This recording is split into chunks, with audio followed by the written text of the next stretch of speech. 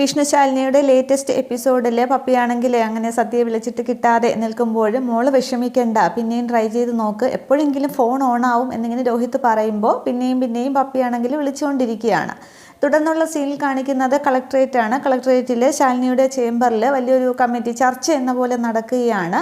അത് അൺഒഫീഷ്യലായിട്ടുള്ളൊരു ചർച്ചയാണെന്ന് ശാലിനിയോട് പറയുന്നുണ്ട്. അതിൽ പങ്കെടുക്കാനായിട്ട് സരോജ മെമ്പറും ആ കടപ്പുറത്തെ വിക്ടർ, അന്ന് കമലൻ വിഷ്ണു കൊണ്ടുവന്ന വിക്ടർ, പിന്നെ ഹരീഷ്, അതായത് ബാലചന്ദ്രൻ്റെ കൂടെ ഉണ്ടായിരുന്ന ഹരീഷ്, പിന്നീട് സജി, പിന്നെ ഓഫീസിലുള്ള കുറേ പേര് ഒക്കെ, ഡെപ്യൂട്ടി കളക്ടർ സജി, അങ്ങനെ എല്ലാവരും കുറേ പേരൊക്കെ ഉണ്ട്. തുടർന്ന് ശാലിനി തൻ്റെ ഒരു ഡ്രീം പ്രോജക്റ്റ് എല്ലാവരുടെ മുന്നിലേക്കും അവതരിപ്പിക്കുകയാണ്.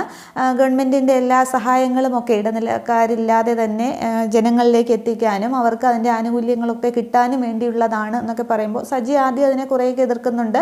ജനങ്ങളിലേക്ക് എത്തുന്നുണ്ടല്ലോ എന്ന് ചോദിക്കുമ്പോൾ ഇടയ്ക്ക് വെച്ച് അതെവിടെയൊക്കെ മുറിഞ്ഞു പോകുന്നു. ഉദാഹരണത്തിന് 100% സാക്ഷരത നേടിയതാണ് നമ്മുടെ കേരളം എന്ന് പറയുന്നുണ്ടല്ലോ എന്ന് പറയുമ്പോൾ അത് ശരി തന്നെയാണ്, 99.9% ശരിയാണ് എന്നിങ്ങനെ ഈ സജി പറയുന്നുണ്ട്. അന്നേരം വിക്ടറിനോട് ഈ ശാലിനി ചോദിക്കുന്നുണ്ട് ഏതുവരെ പഠിച്ചു എന്ന്. SLC പാസ്സാവാത്തവർ ആരും ഇപ്പോൾ കേരളത്തിലില്ല എന്ന് സജി പറയുമ്പോഴാണ് വിക്ടറിനോട് ശാലിനി ചോദിക്കുന്നത് ഏതുവരെ പഠിച്ചു എന്ന് വെച്ചപ്പോൾ 3 വരെ എന്ന് പറയുകയാണ്. അന്നേരം അതൊക്കെ പഴയ തലമുറയല്ലേ, പുതിയ തലമുറയെല്ലാം 10ാം ക്ലാസ്സൊക്കെ പാസ്സായത് തന്നെയാണെന്ന് പറയുമ്പോൾ വീണ്ടും വിക്ടറിനോട് ശാലിനി ചോദിക്കുന്നുണ്ട് മക്കളൊക്കെ ഏതുവരെയായെന്ന്. അന്നേരം 12ാം ക്ലാസ്സിലാണ്, 12 വയസ്സുണ്ട് മൂത്ത മകന്, പക്ഷെ അവൻ എൻ്റെ കൂടെ മീൻ പിടിക്കാനായിട്ട് വരുന്നുണ്ട്. ഇളയാൾക്ക് 9 വയസ്സുണ്ട്, അവൾ അമ്മയുടെ കൂടെ മീൻ വിൽക്കാനൊക്കെ പോകുമെന്ന് പറയുമ്പോൾ സജി ആകെ വല്ലാതാവുകയാണ്. തുടർന്ന് ഇടയ്ക്ക് വെച്ച് ഇങ്ങനെ വിദ്യാഭ്യാസമൊക്കെ മുറിഞ്ഞു പോകുന്നവരുണ്ട്. ഇങ്ങനെ ശാലിനിയുടെ ഒരു ഡ്രീം പ്രോജക്റ്റ് ഈ ജനങ്ങളിലേക്ക് എത്തിക്കാനുള്ള ഒരു ചർച്ചയാണ് അവിടെ നടക്കുന്നത്. അന്നേരം ഈ കുട്ടികളാരും പിന്നീട് പഠിക്കാനൊന്നും വരത്തില്ല, സാഹചര്യങ്ങൾ ഉണ്ടാവില്ല എന്നൊക്കെ പറയുമ്പോൾ പൈസയുടെ മുടക്കവും അങ്ങനെ പ്രോത്സാഹിപ്പിക്കാൻ ആരുമില്ല, കോളനിയുടെ അവസ്ഥയും ഇതേപോലെ തന്നെയാണ് എന്നൊക്കെ ഈ സരോജ മെമ്പറും ഒക്കെ പറയുന്നുണ്ട്. തുടർന്ന് ഈ സജി അങ്ങ് തർക്കിക്കാൻ നിൽക്കുന്നുണ്ട്. ഇതിപ്പോൾ മാസ വരുമാനമോ ദിവസക്കൂലി കൂടി അവർക്ക് കൊടുക്കാൻ ഒക്കുമോ എന്ന് ചോദിക്കുകയാണ്. അന്നേരം അതുകൂടി കൊടുക്കണം എന്നിങ്ങനെ ശാലിനി പറയുകയാണ്. അന്നേരം തുടർന്ന് എല്ലാവരും സംസാരിക്കുമ്പോൾ സൈലൻസ് എന്ന് പറഞ്ഞ് മേശപ്പുറത്ത് ഇങ്ങനെ ശാലിനി കൈയടിക്കുന്നുണ്ട്.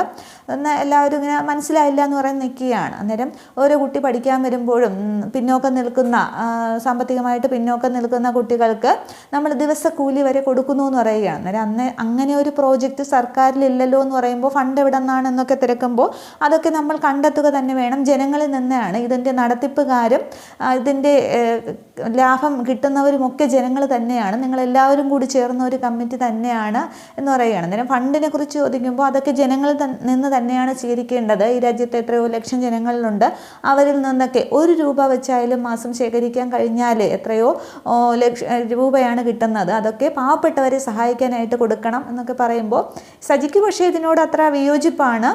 തുടർന്ന് ഈ കമ്മിറ്റി പ്രധാന ആൾ, ടീം പ്രോജക്റ്റിൻ്റെ മെയിൻ കോർഡിനേറ്റർ എന്ന് പറയുന്നത് ഡെപ്യൂട്ടി കളക്ടർ സജിയാണ്.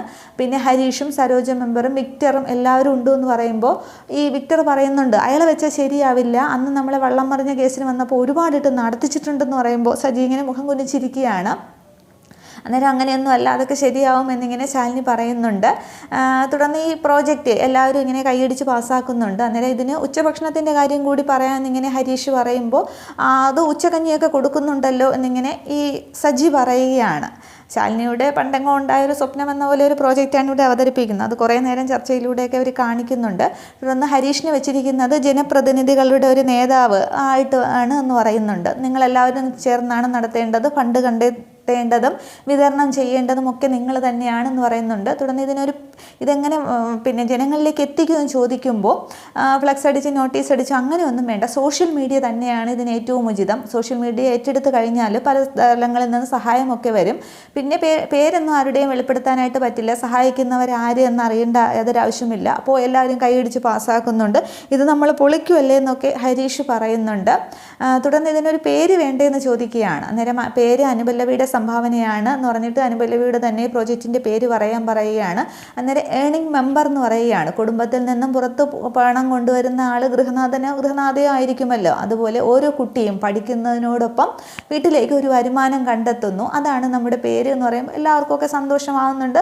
അവസാനം സജി ഇത് സമ്മതിക്കുകയാണ്. തുടർന്ന് എല്ലാവരും പിരിഞ്ഞു പോകുന്നുണ്ട്. അതിനുശേഷം സരോജ മാത്രം പോകുന്നില്ല. സരോജ മെമ്പർ അങ്ങ് എല്ലാവരും പോയ ശേഷം അങ്ങ് സങ്കടത്തോടെ നിൽക്കുകയാണ്. അന്നേരം എന്താ സരോജ മെമ്പർ എന്നിങ്ങനെ ശാലിനി ചോദിക്കുമ്പോൾ സരോജ അങ്ങ് സങ്കടത്തോടു കൂടി എഴുന്നേൽക്കുകയാണ്. എന്നിട്ട് മാഡത്തിന് ദൈവം തന്നെയാണ് ഞങ്ങളുടെ മുമ്പിലേക്ക് എത്തിച്ചത് എന്ന് പറഞ്ഞിട്ട് ശാലിനിയുടെ കസേരയുടെ മുന്നിലേക്ക് വരുന്നുണ്ട്.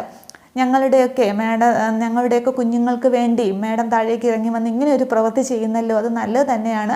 പ്രായം കൊണ്ട് ഇളയതാണെങ്കിലും ഞാൻ ആ കാലുകളിലൊന്ന് വീഴുന്നോട്ടെ, ഒന്ന് തൊട്ടോട്ടെ എന്ന് പറഞ്ഞിട്ട് ഇങ്ങനെ കുനിയുകയാണ്. അന്നേരം അതൊന്നും വേണ്ട, എൻ്റെ അമ്മയും മുമ്പ് ഇതേപോലൊരു കൈത്താങ് ആഗ്രഹിച്ചിരുന്നു, അത് ഞാനിവിടെ ഒന്ന് സാധ്യമാക്കുന്നതേ ഉള്ളൂ, എന്നെക്കൊണ്ട് കഴിയുന്ന ഞാൻ ചെയ്യുന്നുണ്ട് എന്ന് പറയുകയാണ്. അതിന് മുന്നേ ഈ കമ്മിറ്റിയിലൊക്കെ നല്ലത് മാത്രമേ നടക്കൂ, വെറും ബാക്കി ശാലിനി വിഷ്ണു IAS പറയാറില്ല എന്നൊക്കെ അതൊന്നും ഈ പ്രോജക്റ്റ് ഒന്നും നടക്കില്ല എന്ന് സജി ആദ്യമൊക്കെ തർക്കിക്കുമ്പോൾ ശാലിനി വിഷ്ണു വെറും വാക്ക് പറയാറില്ല എന്നൊക്കെ ശാലിനി പറയുന്നുണ്ട്. തുടർന്ന് ശാലിനിയുടെ കൈ പിടിച്ച് സരോജ മെമ്പർ നന്ദിയൊക്കെ പറഞ്ഞിട്ട് അവിടെ നിന്നും പോവുകയാണ്. അതിനുശേഷം അനുവല് പറയുന്നുണ്ട്, അപ്പോൾ മാഡത്തിൻ്റെ ഡ്രീം പ്രോജക്റ്റ് സാധ്യമാകാൻ പോവുകയാണ്. പക്ഷേ വിക്ടർ പറഞ്ഞതുപോലെ സജി സാറിനെ വെച്ച് ശരിയായില്ല എന്ന് പറയുമ്പോൾ നല്ലവർ മാത്രം എന്ന് നന്നായി നിന്നാൽ പോരല്ലോ, കുറച്ച് ചീത്ത ആൾക്കാരും കൂടി നന്നാവട്ടെ, നമുക്ക് നോക്കാം എന്നിങ്ങനെ പറഞ്ഞ് ശാലിനിയെ സന്തോഷത്തോടു കൂടി ചേർന്നിരിക്കുകയാണ്. ഈ കോളനികളിലും കടപ്പുറത്തുമൊക്കെ താമസിക്കുന്ന കുട്ടികൾ പാതി വഴിക്ക് വെച്ച് പഠിത്തം നടത്തിയിട്ട് അച്ഛനോ അമ്മയോ ഏത് ജോലിക്കാണോ പോകുന്നത് ആ ജോലിയിലേക്ക് തന്നെ തിരിയുന്നത് കൊണ്ട് വിദ്യാഭ്യാസം അവിടെ സാധ്യമാകുന്നില്ല. അതുകൊണ്ട് അവർക്കും കൂടി വിദ്യാഭ്യാസം നൽകാൻ വേണ്ടിയിട്ട് അവർക്കുള്ള സഹായം എന്നതിനെയാണ് ശാലിനി പ്രോജക്റ്റ് നടപ്പിലാക്കാനായിട്ട് ഉദ്ദേശിക്കുന്നത്.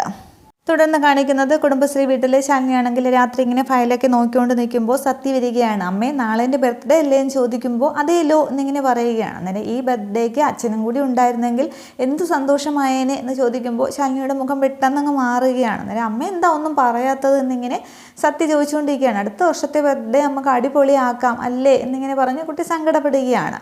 അതേസമയം സത്യഭാമയുടെ വീട്ടിലാണെങ്കിൽ ഹാളിൽ എല്ലാവരും ഉണ്ട്. ഭാമയാണെങ്കിൽ ഓരോരുത്തരുടെയൊക്കെ ഈ പിറന്നാൾ വിളിക്കുന്നുണ്ട്, നാളെ തന്നെ എത്തണമെന്നൊക്കെ പറയുകയാണ്.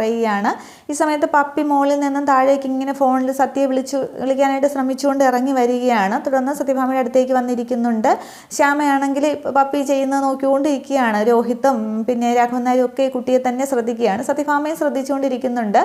ഈ സമയത്ത് വിഷ്ണു മോളിൽ നിന്ന് താഴേക്ക് ഇറങ്ങി വരികയാണ്. തുടർന്ന് പപ്പി ഫോൺ വിളിക്കുമ്പോൾ സത്യയുടെ ഫോൺ ബെല്ലടിക്കുന്നുണ്ട്. അന്നേരം പപ്പിയാണെന്നും പറഞ്ഞിട്ട് സത്യ ഓടിപ്പോയി ഫോൺ എടുക്കുന്നുണ്ട്. അന്നേരം എത്ര നേരമായി സത്യം ഞാൻ വിളിക്കുന്നു, കിട്ടിയില്ലല്ലോ എന്ന് പറയുകയാണ്. അന്നേരം എൻ്റെ ഫോൺ സൈലൻറ്റിലായിരുന്നു എന്ന് പറയുകയാണ്.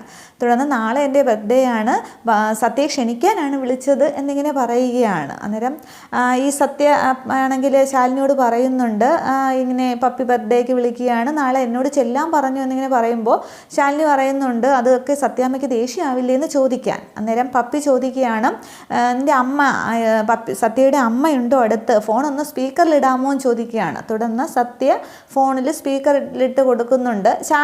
ഈ പപ്പിയും സ്പീക്കറിൽ ഇട്ട് തന്നെയാണ് സംസാരിക്കുന്നത്. അന്നേരം എല്ലാവരും ഇങ്ങനെ ശ്രദ്ധിക്കുകയാണ്. തുടർന്ന് സത്യ പറയുന്നുണ്ട്, എൻ്റെയും ബർത്ത്ഡേ ആണെന്ന് പറയുമ്പോൾ പപ്പി എല്ലാവരോടും പറയുകയാണ്, അതേ കേട്ടോ സത്യയുടെയും ബർത്ത്ഡേ നാളെയാണെന്ന്. നേരം ശ്യാമയ്ക്കും രോഹിത്തിനും രാഘവൻ നായർക്കും വിഷ്ണുവിനും അങ്ങ് സന്തോഷമാവുകയാണ്. പക്ഷേ അത് പ്രകടിപ്പിക്കുന്നില്ല. വിഷ്ണുവിൻ്റെ മുഖത്ത് നന്നായിട്ട് കാണാം. തുടർന്ന് പിന്നെ പപ്പി പറയുന്നുണ്ട്, അപ്പോൾ ആൻറ്റിയും കൂട്ടി സത്യ നാളെ ഇങ്ങോട്ട് വരൂ, നമുക്ക് ഇവിടെ വെച്ച് ഒരുമിച്ച് ബർത്ത്ഡേ കേക്ക് കട്ട് ചെയ്യാൻ ആഘോഷിക്കാമെന്ന് പറയുകയാണ്. അന്നേരം അതൊക്കെ സത്യാമ്മയ്ക്ക് ഇഷ്ടപ്പെടില്ല എന്നിങ്ങനെ ശാലിനി പറയുമ്പോൾ സത്യാമ്മയുടെ പെർമിഷനോട് കൂടിയാണ് ഞാൻ വിളിക്കുന്നത് എന്നിങ്ങനെ പപ്പി പറയുകയാണ്. പക്ഷെ അതങ്ങോട്ട് സത്യഭാമയ്ക്ക് ഇഷ്ടമാവുന്നില്ല. അന്നേരം ശാലിനിക്കൊരു ചെറിയ സന്തോഷം തോന്നുന്നുണ്ട്. ആൻറ്റി വരില്ലേ, വന്നില്ലെങ്കിൽ സത്യം കൂട്ടി വന്നില്ലെങ്കിൽ ഞാൻ കേക്ക് മുറിക്കില്ല എന്നിങ്ങനെ പറയുകയാണ്. അന്നേരം സത്യ പറയുന്നുണ്ട്, വരാമെന്ന് പറയമ്മേ, മറുപടി പറയമ്മേ എന്ന് പറയുമ്പോൾ വിഷ്ണു ഇങ്ങനെ ശ്രദ്ധിക്കുകയാണ്. ശാലിനി എന്ത് മറുപടിയാണ് പറയുന്നത്, പറയ് എന്നുള്ളത് ആ വിഷ്ണുവിൻ്റെ മുഖഭാവത്തിലൂടെ ഉണ്ട്, ശാലിനി വരാമെന്ന് പറയുന്നുള്ളത്. തുടർന്ന് ഒരു നിവർത്തിയില്ലാതെ വരാം മോളെ എന്നിങ്ങനെ ശാലിനി സമ്മതിക്കുകയാണ്. എന്നിട്ട് താങ്ക് യു ആൻറ്റി, ഉമ്മ എന്നൊക്കെ ഫോണിലൂടെ പറയുന്നുണ്ട്. തുടർന്ന് അവർ ഫോൺ കട്ട് ചെയ്യുകയാണ്. എല്ലാവരും ശ്യാമയ്ക്കാണെങ്കിൽ ആകെ സന്തോഷത്തോടു കൂടിയാണ് ഇരിക്കുന്നത്. ഫാമയ്ക്ക് അത്ര പോരാ. തുടർന്ന് ശാലിനിയെ കെട്ടിപ്പിടിച്ച് സത്യ അങ്ങോട്ട് ഒരു ഉമ്മ കൊടുക്കുന്നുണ്ട്. അപ്പോൾ നാളെ നമ്മൾ ഒരുമിച്ച് സത്യാമ്മയുടെ വീട്ടിലേക്ക് പോവുമല്ലേ, ഞാനിത് ശാരദാമ്മയോട് പറഞ്ഞിട്ട് വരട്ടെ എന്നും പറഞ്ഞിട്ട് ഈ കുട്ടി അങ്ങ് അടുക്കളയിലേക്ക് ഓടുകയാണ്. തുടർന്ന് ശാലിനി ഇങ്ങനെ ചിന്തിച്ചിരിക്കുന്നുണ്ട് അവിടെ.